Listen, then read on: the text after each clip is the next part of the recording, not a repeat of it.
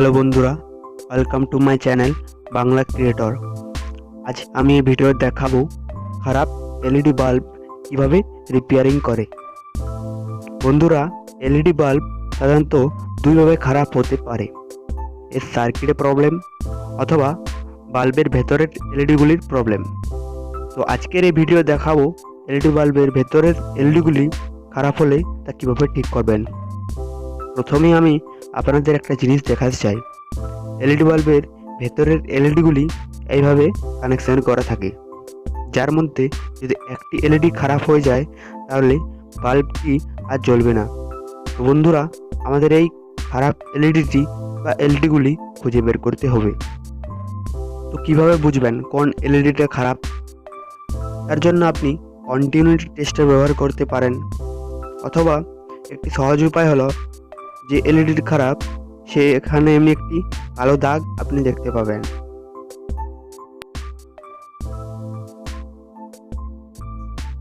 তো বন্ধুরা, আমার এই এলইডিতে দেখতে পাচ্ছেন এখানে একটি কালো দাগ আছে, যা আর কোনো এলইডিতে নেই।